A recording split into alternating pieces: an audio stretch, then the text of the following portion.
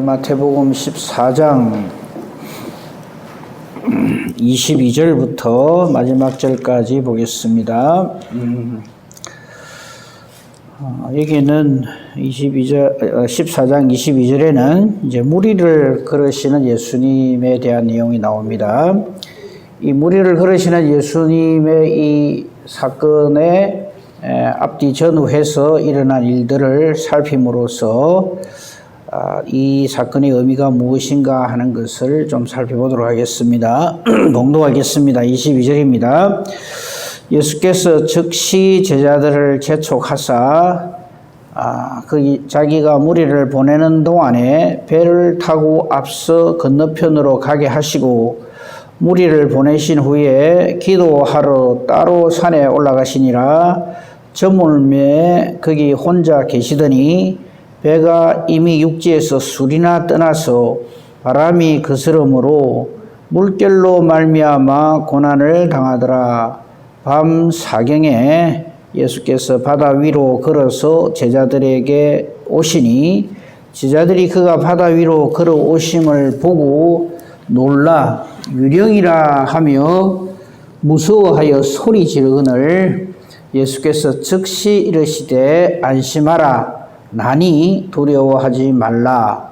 베드로가 대답하여 이르되 주여 만일 주님이시거든 나를 명하사 무리로 오라 하소서 하니 오라 하시니 베드로가 배에서 내려 무리로 걸어서 예수께로 가되 바람을 보고 무서워 빠져가는지라. 소리 질러 이르되 주여 나를 구원하소서 하니 예수께서 즉시 손을 내밀어 그를 붙잡으시며 이르시되 믿음이 작은 자여 왜 의심하였느냐 하시고 배에 함께 오르매 바람이 그치는지라. 배에 있는 사람들이 예수께 절하며 이르되 진실로 하나님의 아들이로소이다 하더라. 마지막 부분까지 다 읽겠습니다. 그들이 건너가 게네사렛 땅에 이르니 그곳 사람들이 예수이신 줄을 알고 그 근방에 두루 통제하여 모든 병든 자를 예수께 데리고 와서 다만 예수의 옷자락이라도 손을 대게 하시기를 간구하니 손을 대는 자는 다 나음을 얻으니라. 아멘. 이 안의 내용은 우리가 이미 익히 알고 있는 내용이죠. 무리를 걸으시는 예수님. 근데 거기에 이제 베드로가 나도 좀 무리로 건너가게 해주세요 했다가 빠졌던 이야기, 그런 내용들인데 이 말씀을 통해서 우리가 좀 생각해 볼 것이 있어서 이 아침에 살펴보도록 하겠습니다. 여기 보면요, 이 즉시라는 표현이 오늘 본문 가운데 한 3번 정도 나와요. 거기 보면 22절에 예수께서 즉시 제자들을 재촉하셔서 예수님은 무리를 보내고 제자들은 빨리 재촉했다 그래요. 아마 그냥 나는 여기 보낼 테니까 너희는 그냥 건너가라 이게 아니고 제자들을 막 재촉을 하는 거죠. 빨리 가라고 빨리 가라고. 그러고는 배를 타고 보냈다 하는 내용이 나옵니다. 우선 이거부터 한번 생각해 봅시다. 왜 예수님이 이렇게 하셨을까? 요 사건 바로 앞에 우리가 어제 살폈습니다만은 오병이어의 이적 기사가 있었죠. 근데 이 기사가 딱 끝나자마자 예수님은 제자들을 빨리 보냅니다. 이 무리들과 접촉하지 않도록. 그 이유가 뭘까? 그 이유는 그래서 여러분 늘 성경을 그렇게 보시겠습니다만요. 어떤 사건이 있으면 그게 반드시 이렇게 병행 기절을 이렇게 옆에 이렇게 같이 기록을 해놨죠. 여러분 성경에도 그렇게 되어 있으리라고 믿습니다만은요. 여기 보면 마가복음 6장 45절에서 52절 그리고 요한복음 6장 15절에서 21절 이렇게 되어 있거든요. 그러니까 이런 병행 기절들은 가능한 한 꼭 찾아보셔야 됩니다. 그래 해야 이 의미들을 이렇게 연결해서 종합적으로 우리가 알 수가 있고 분석을 할 수가 있죠. 예수님이 왜 이 제자들을 이렇게 빨리 보내시는가? 이곳에 대해서는 요한복음 6장 15절에 딱 한 기절만 보면 우리가 알 수가 있어요. 거기 보면요.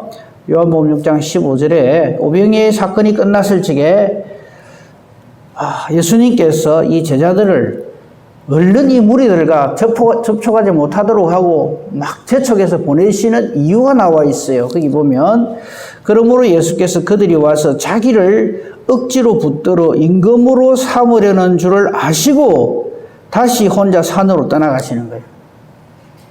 그러니까 이게 왜 예수님께서 제자들을 재촉해서 즉시 보내시려고 하는가 하면은, 자, 예수님은 지금 현재 이 오병이의 사건을 일으키신 것이 왕이 되려고 한 게 아니거든요. 근데 주변에 있는 사람들은 이걸 보고는 그냥 예수님을 왕으로 삼아서 자기들이 이 로마로부터 독립해방, 그러니까 쉽게 말하면 예수님을 제2의 모세라고 생각을 하는 거예요. 그 옛날 이스라엘 백성들이 애굽에 종살이 할 적에 하나님께서 모세와 같은 선지자를 보내가지고 놀라운 이적과 기사를 많이 행하고 출애굽에 성공했던 것처럼 지금 우리도 로마라고 하는 강대국 지배하에 있으니까 모세와 같은 선지자 보내주신다고 했으니까 그분이 바로 이 예수가 아니냐. 그렇죠?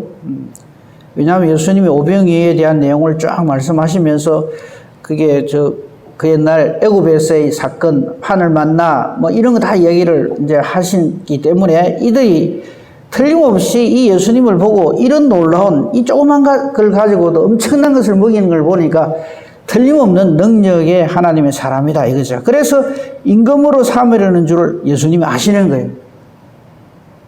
근데 예수님만 간다고 해서 일이 해결 안 되는 것이 이 사람들이 예수님 제자들을 알기 때문에 딱 붙잡고 뭘 하겠어요?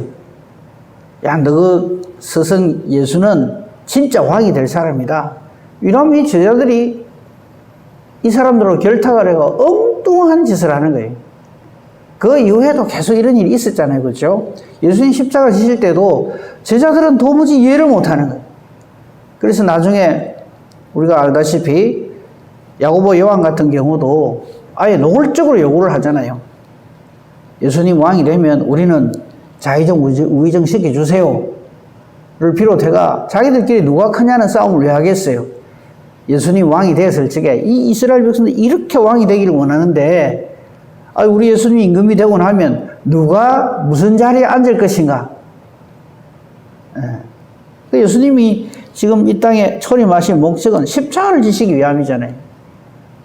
그래서 이 제자들을 딱 아예 접촉을 금지시키는 것이 바로 오늘 이 대목의 말씀입니다. 그래서 즉시 보내시는 거죠. 재촉을 하시는 거죠. 자, 다시 본문 돌아옵시다. 22절에 보면 14장 22절에 오병이의 사건이 끝나자마자 예수께서 즉시 제자들을 재촉을 하십니다. 아예 접촉 금지. 왜냐하면 알다시피 이 제자들은 아직까지 이 예수님의 이 땅에 오신 그 의미를 모르기 때문에, 그래서 제자들과 이 무리들을 떼놓는 거죠. 즉시 제자들을 재촉하셔서 예수님은 무리들을 보내고 제자들은 배를 타고 앞서 건너편으로 가게 하신다 하는 그 의미가 되는 것이죠. 그렇죠? 그 다음에요, 이 무리를 다 보낸 다음에 23절에 예수님께서는 기도하러 따로 산에 올라가십니다. 그러니까 예수님의 그 사역을 보면요, 우리가 생각하기에는 뭐 예수님쯤 되면 뭐 기도할 이유가 뭐가 있을까? 그렇지 않죠. 언제나 예수님은 기도하십니다. 제자들을 택하실 때도 기도하시고, 그죠? 십자가를 지시기 전에도 땀을 피같이 흘리시면서 기도하시는 그 내용들을 우리가 봅니다. 그러니까 항상 예수님께 있어서 제1우선순위는 기도, 하나님과의 대화, 교제, 하나님의 뜻을 바르게 아는 것, 이것이다 하는 것이죠. 자, 그걸 우리가 여기서 또 발견할 수 있고요. 자, 24절. 이제 우리가 아는 대로 이 예수님 없이 배를 타고 바다에 있는 이 제자들에게 일어난 상황입니다. 그들이 24절에 보면 물결로 말미암아 고난을 당하고 있다 이랬어요. 근데 뭐 우리가 또 잘 알다시피 이 제자들은 베테랑 어부들이 그게 많이 있잖아요, 그죠? 그런데 그들도 감당할 수 없을 만큼 물결로 말미암아 고난을 당하고 있습니다. 이럴 때 25절 한밤중이죠. 예수님께서 바다 위로 걸어서 제자들에게로 오신다라고 기록이 되어져 있습니다. 그런데 이 부분에 대해서 같은 병행 기절인 마가복음을 참고할 필요가 있어요. 마가복음 6장 45절 이하에 보면 이 상황에 대해서 좀 더 우리가 알아야 될 내용이라고 볼 수 있는 그 기록이 있습니다. 거기 보면 마가복음 6장 45절에 보면 거기도 보면 예수님께서 제자들을 재촉해서 빨리 떠나도록 한 내용이 나옵니다. 마가복음 6장 45절에 예수께서 즉시 제자들을 재촉하사 자기가 무리를 보내는 동안에 배를 타고 앞서 건너편 베세다로 가게 하시고 무리를 작별하신 후에 기도하러 산으로 가셨다 이래 돼 있죠, 그죠? 그리고는 이제 바람이 글쎄게 불므로 인해서 제자들이 힘겹게 노를 젓고 고생하고 이렇게 이제 죽게 되었다 할 그 지경이 될 때가 이르렀다 하는 것이 그게 48절에 기록되어져 있는데 이 마가복음 6장 48절에서 우리가 좀 주목해서 봐야 할 것이 뭐냐면 바람이 거스름으로 제자들이 힘겹게 노젓는 것을 보시고 예수님이 알고 계십니다. 이런 상황이 벌어지고 있다는 것을 예수님이 보시고 밤 사경쯤에 바다 위로 걸어서 그들에게로 오십니다. 그렇죠? 그러니까 보시고 아시고 이 상황 속으로 오신다는 거죠. 그래서 우리가 알아야 될 건 뭐냐면 우리가 이 세상에서 사는 동안에 여러 가지 어려운 문제들이 계속해서 일어날 수밖에 없죠. 왜냐하니까 우리가 이 세상 살면서 어렵고 고난을 당하는 이 일을 이상한 일 당하는 것처럼 생각하면 안 되죠. 그 이유는 이미 우리 아는 바와 같이 저 사람 아담과 하와가 하나님으로부터 추방당할 그때 하나님 미리 선포하셨어요. 하나님 없는 이 세상을 사는 것은 바로 고난과 고통의 연속이다. 그렇죠? 우리는 이미 그 부분을 잘 알고 있습니다. 그 부분을 제가 다시 한번 찾아서 읽어드리겠습니다. 거기 보면 아담에게 하나님께서 이 추방시키시면서 하신 말씀이 있어요. 네가 네 아내의 말을 듣고 내가 네게 먹지 말라 한 나무의 열매를 먹었은즉 땅은 너로 말미암아 저주를 받고 너는 네 평생에 수고하여야 그 소산을 먹으리라. 땅이 내게 가시덤불과 은근키를 낼 것이라. 네가 먹을 것은 밭의 채소인즉 네가 흙으로 돌아갈 때까지 얼굴에 땀을 흘려야 먹을 것을 먹으리니 네가 그것에서 취함을 입었음이라. 너는 흙이니 흙으로 돌아갈 것이니라 하시니라. 이건 무슨 의미겠어요? 이 땅을 살아가는 사람들이요, 저 사람은 아무 고생 없을 거야. 저 사람은 아무 어려움 없을 거야. 저렇게 행복하게 사는 사람은 없을 거야. 라고 우리는 생각을 하는데 모든 사람들이 전부 이 고해와 같은, 고해라는 말은 고난의 바다죠. 이 고난의 바다라는 말을 왜 쓰는가 하면 인생을 그 고난이 바다와 같이 한없이 크고 넓고 많다는 뜻입니다. 태어나서 죽을 때까지 하나님 없는 인간은 마치 지금 이 풍랑을 만난 이 배와 같이 이 고통과 고난이 끊이지 않는다는 그런 뜻입니다. 그래서 오늘 이 사건 단순히 풍랑이는 바다에서 고난을 당하고 있는 이 제자들에게 예수님께서 이것을 아시고 바다 위로 걸어서 제자들에게 온다 이 말은 절대 초능력으로 절대 초자연적인 힘으로 우리를 향해서 예수님은 언제나 오고 계신다 하는 것을 우리에게 보여주시는 것이라 우리 그렇게 깨달아 알아야 할 것입니다. 자, 다시 본문 돌아옵니다. 밤 사경에 예수께서 바다 위로 걸어서 제자들에게 오십니다. 자, 이 고난을 당하고 있는 이 제자들이 아무리 저들이 바다의 전문가라 할지라도 저들이 당하고 있는 이 고난을 해결할 수 있는 길은 저들 스스로에게는 없습니다. 이게 단순히 어쩌다가 일어난 해프닝이라고 그렇게 보고 넘어가면 안 됩니다. 지금 우리에게도 수없이 많은 우리가 해결할 수 없는 고난, 그게 아예 본문에 나와 있잖아요. 물결로 말미암아 고난을 당하더라. 그러니까 우리가 인생에서 당하는 이 모든 고난의 문제를 우리 예수님은 아십니다. 그리고 그 문제를 해결하시기 위하여서 우리를 향하여 걸어오십니다.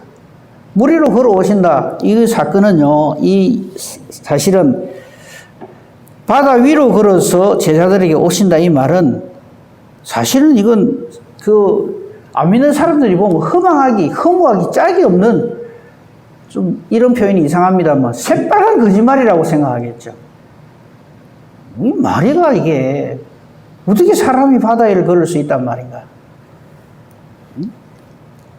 그러니까 이 사건에 실제 하나님께서 우리에게 이 말씀을 주시고 하시고자 하는 말씀의 목적과는 상관없이 아예 의심부터 해버리는 거죠.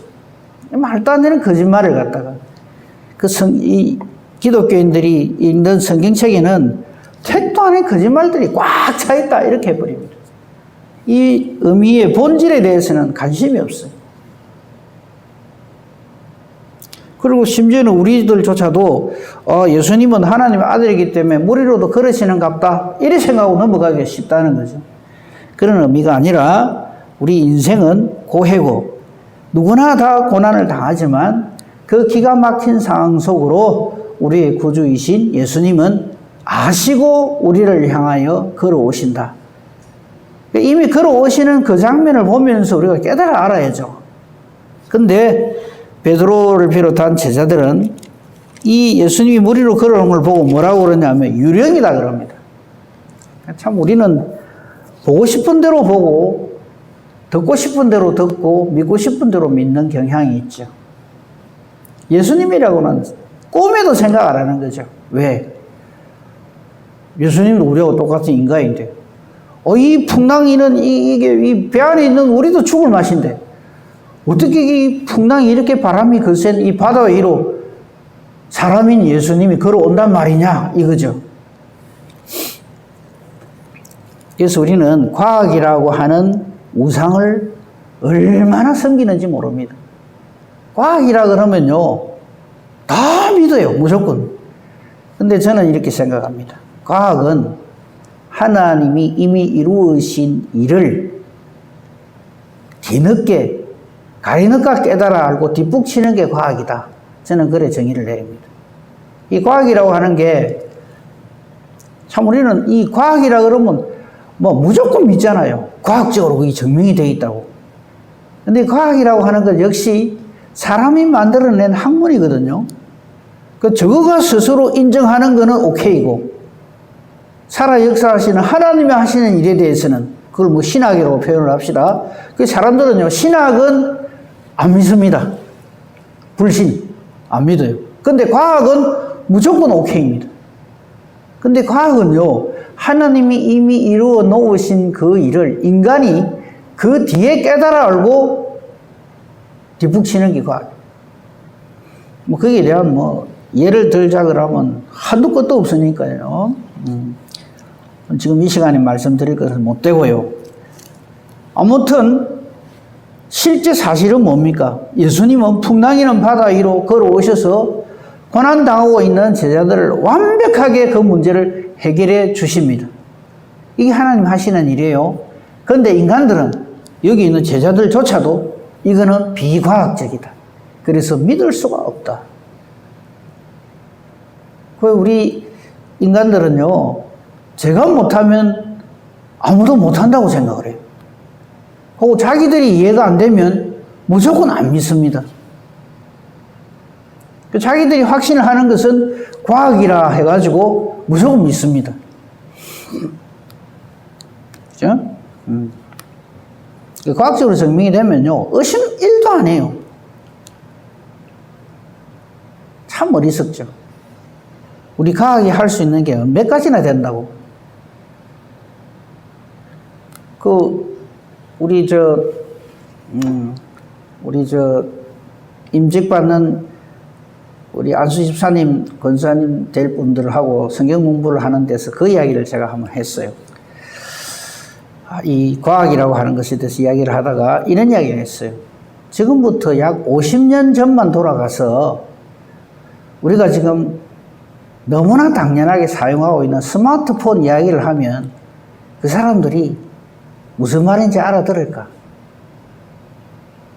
50년이 뭡니까? 한 30년 전만 해도 못 알아듣습니다. 무슨 소린지.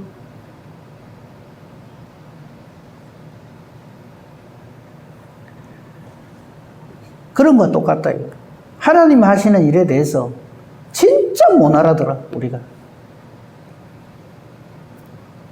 우리는 스마트폰 하면 다 알죠, 지금.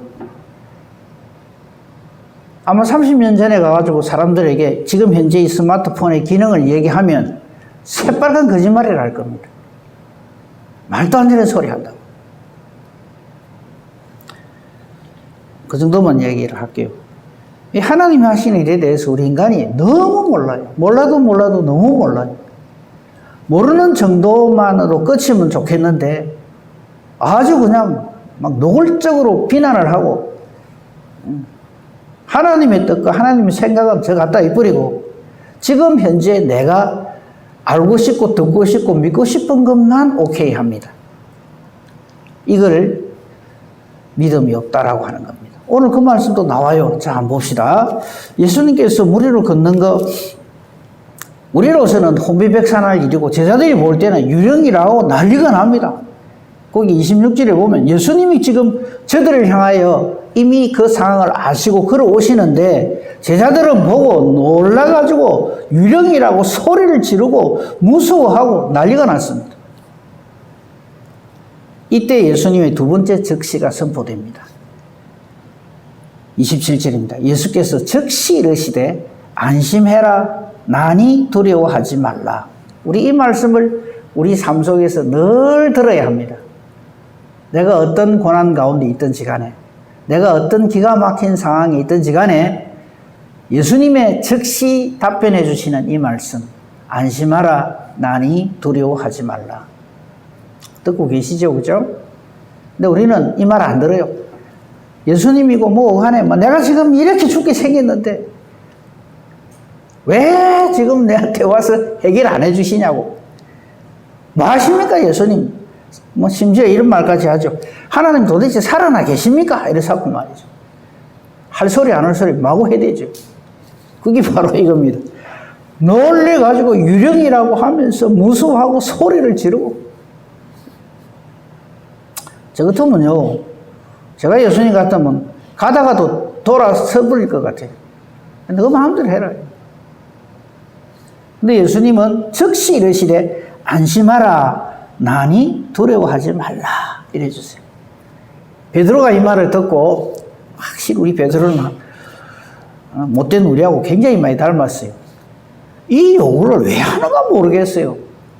그죠? 우리 쓸데없는 요구를 참 많이 하거든요. 베드로가 대답하여 이르되 주여 만일 주님이시거든. 이게 뭡니까? 만일 주님이시거든. 이 말은 나 도저히 못 믿겠다 이거지. 어떻게 예수님이 사람인데 이 풍랑이는 여기를 걸어온단 말입니까? 말도 아니지 이 말이에요. 만일 주님이시거든. 지금 우리 기도할 적에도 맨날 이 대목 18번으로 쓰잖아요. 만일 뭐뭐 하시면은 하실 수만 있거든. 뭐 이런 식으로. 만일 주님이시거든 나를 명하사 무리로 오라 하소서. 저는 이 표현에다가 이렇게 해놨습니다. 그래가 뭐 할 건데? 베드로가 무리를 걸어가 뭐 할 건데요? 나중에 아마 베드로가 제자들끼리 모였을 적에 누가 그냥 싸움할 때 있죠. 아마 이거 써먹었을 것 같아. 너 중에 무리로 걸어본 놈 있나? 나는 걸어봤다 이거죠. 우리가요, 예를 들어서 어떤 하나님의 특별하신 은총을 누린 사람, 예를 들어서 신유의 은혜를 누린 사람이라든지 뭐 그런 분들이 보면요, 그걸 갖고 자꾸 한몫을 보려고 그래요. 예를 들어서 불치병에 걸린 암 환자가 기도해가 나았다. 그게 18번이나. 그 다음부터는 자기 신앙의 내용이에요, 그게. 나는 이런 중병이 걸리는데도 하나님이 해가지고 나사줬다. 너희는 그래 봤나? 이거죠. 딱 그 수준이에요.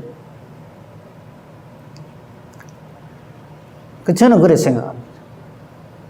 불치, 난치, 죽은 자도 살리시는 하나님인데, 그게 뭐 일이라고. 근데 그걸 갖고 자꾸 한몫 보려고 드는 거예요. 하나님이 나를 특별히 사랑하셔서 그랬다. 특별히 사랑하는 것을 믿는 건 좋은데, 그걸 갖고 다른 사람들을 갖다가 좀 이래 눌리려고 하는 그런 식으로 그렇게 사용 안 했으면 좋겠어요. 나 같은 죄인인데 이런 나를 이렇게 사랑해 주셨다. 이게 다지. 주님은 나를 이렇게 특별히 사랑하신다. 이런 데 써먹으면 안 되는 거죠. 베드로는 이거 참 뭐 때문에 이 짓을 했는지 모르겠어요. 나를 명하사 무리로 오라 하소서. 근데 예수님이 오라 하십니다. 나는 이걸 눈높이 교육이라고 생각을 해요.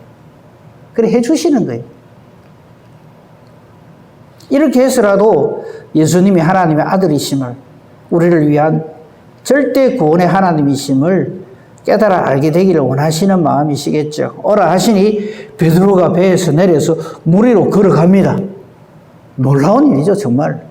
근데 우리가요, 우리의 시선이 베드로가 세상에 무리를 걷는다, 여기에 집중되면 안 되는데 우리는 놀랍게도 여기 집중을 하거든.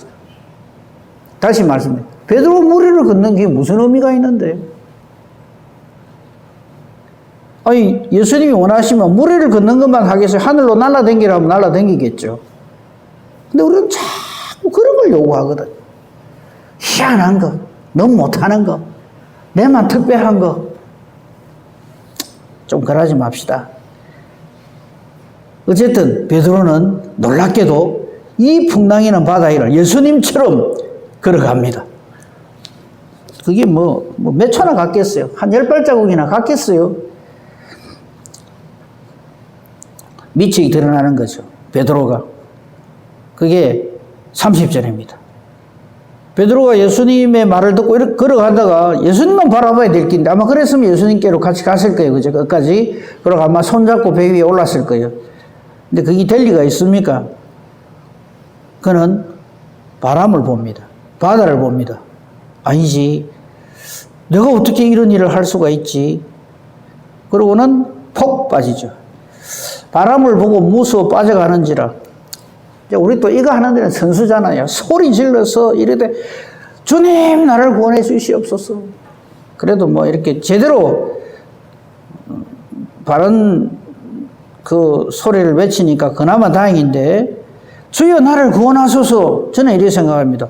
그렇겠다 소리 안 했으면 이런 일도 안 생겼을 낀데. 아무튼요, 베드로에게 이런 일이 있었어요. 아마 그는 평생 잊지 못할 일일 겁니다. 여기에 세 번째 적시가 나타납니다. 그게 32절입니다. 31절입니다. 예수께서 즉시 손을 내밀어 그를 붙잡어. 내가 오늘 좀 더 미겼으면 싶은데. 쓸데없는 소리하고, 그죠? 근데 예수님은 우리 인간을, 저와 여러분의 체질을 너무나 잘 아시기 때문에 즉시 손을 내밀어 주십니다. 이 세 번의 적시가 나오죠, 그죠? 첫 번째, 놔두면 또 무리들하고 결탁해가고 전혀 하나님의 뜻이 아닌 왕 삼는데 아주 맞장구를 치고 맞다, 우리 예수님이 이런 분이다. 그러면서 속으로는 전부 자기 계산하죠. 베드로는 나는 영의정 되겠지. 야고보 요한은 좌의정 우의정 하겠지. 이를 본 제자들은 우리는 그러면 뭔데? 너그만 제자가 이러고 쓸데없는 난리가 날 거 아닙니까? 그래서 즉시 격리시켜서 보낸 거. 두 번째, 저들이 이 풍랑으로 인하여 고난당하는 것을 아시고 우리를 향하여 즉시 오시는데 이것도 모르고 유령이라고 소리를 지를 때 예수님의 즉시 안심해라 내다. 세 번째, 정말 아무 의미도 가치도 없는 그런 걸 요구해가지고 미천이 드러나가지고 이거 가만 놔도 물에 빠져 죽겠어요. 그죠? 그 몇 초나 걸리겠어요. 풍랑이 있는 바다 속에 빠지는데. 근데 즉시 손을 내밀어 구원해 주시는 거예요. 그리고는 잘못을 지적해 주십니다. 믿음이 적은 자에 왜 의심하였느냐? 네가 정말 예수님이면 나를 무리로 걷게 해주세요 해놓고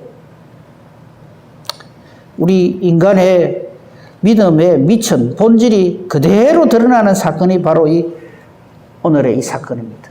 풍랑을 만난 제자들에게서 일어난 이런 사건들입니다. 중요한 건요, 32절입니다. 배에 함께 오르십니다. 딱 베드로를 딱 쥐고, 그죠? 이때도 아마 베드로는 주님의 손을 의지했겠지만 어쨌든 예수님하고 같이 무리를 걸어요. 그죠? 그 장면 한번 생각해 보세요. 그리고는 함께 배에 오르십니다. 예수님이. 그러니까 놀랍게도 바람이 그칩니다. 잔잔해집니다. 33절은 안 해도 될 소리예요. 배에 있는 사람들이 예수께 절하며 이르되 절한다는 말은 그냥 세배한다는 뜻 아닙니다. 경배한다는 뜻입니다. 예배를 한다는 뜻입니다. 신에게 올리는 이 경배를 드린다는 뜻입니다. 이르되 진실로 하나님의 아들이로소이다. 그 말이라고. 너희는 맨날 이렇게 뒷북을 쳐요.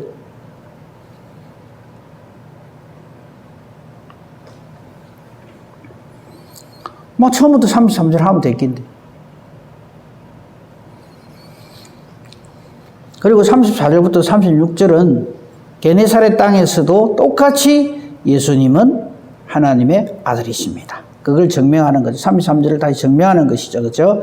근데 거기에서 우리가 한 가지만 주목을 하고 말씀을 맺겠습니다. 모든 병진자를 예수께로 다 데리고 옵니다. 그런데 이거 한 사람 한 사람 고치려면 사실 시간적으로도 엄청나게 시간이 많이 가고 또 많은 사람들이 또 병으로 인해서 고통을 당하고 그렇게 될 거 아닙니까? 그 예수님의 하나님 되심, 만병의 의원 되시는 증거가 36절에 나옵니다. 이제 하다 안 되니까 이렇게 얘기를 합니다. 다만 예수의 옷자락이라도 손을 대게 하시기를 간구를 합니다. 소문을 들었을런지도 모르죠. 이미 그 전에 우리는 12의 혈루증을 앓는 여인이 예수님의 옷가에 손만 대고도 나았다 하는 그 사건이 있었죠. 그죠? 안 찾아도 다 아실 거니까 안 찾겠습니다. 여기도 이 내용이 나와요. 그러니까 예수님 옷가만 만져서 나음을 입었다는 게 12의 혈루증 여인만 아니라는 거죠. 이게 보면 그게 나오죠. 다만 예수의 옷자락이라도 손을 대게 하시기를 간구하니 손을 대는 자는 다 나았어. 그러니까 12의 예수님 옷가 만져갖고 병 나은 사람의 12의 혈루증 여인 한 사람만이 아니고 수도 없이 많은 사람들이 예수님 옷가만 만져도 다 낫는 거예요. 그래서 그분은, 우리 예수님은 진실로 하나님의 아들이십니다. 하나님이십니다.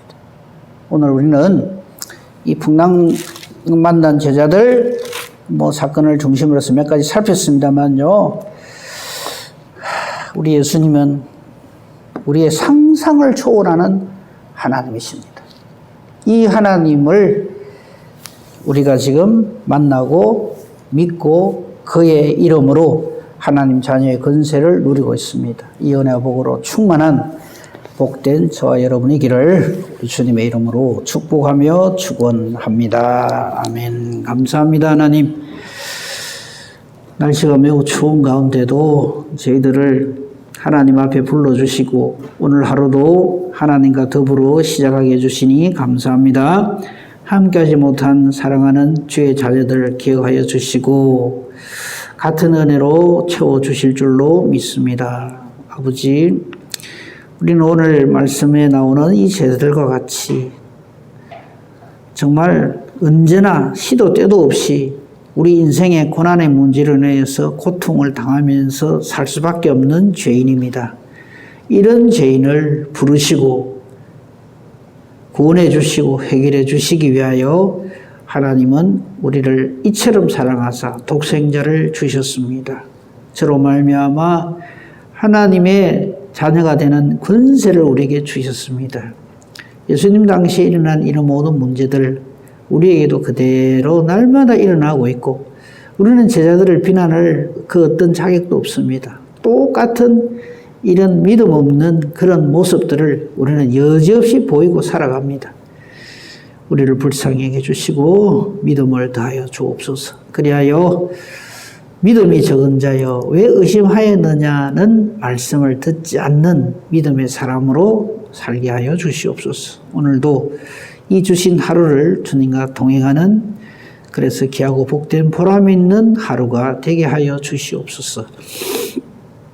우리의 기도가 또한 하나님의 뜻을 찾는 일이 되게 해주시고 우리 예수님께서도 언제나 하나님 아버지와 기도로 교제하셨던 것처럼 우리도 항상 하나님께 묻는 기도의 교제가 끊어지지 않게 해주시옵소서. 우리의 기도가 하나님의 뜻과 같게만 해주시고 그래서 하나님이 우리의 기도에 기뻐하시며 응답해 주시는 능력 있는 의인의 강구가 되게 하여 주시옵소서. 범사대소사를 오직 주님 손에 부탁합니다. 감사하며 우리 주 예수 그리스도 이름으로 기도합니다. 아멘.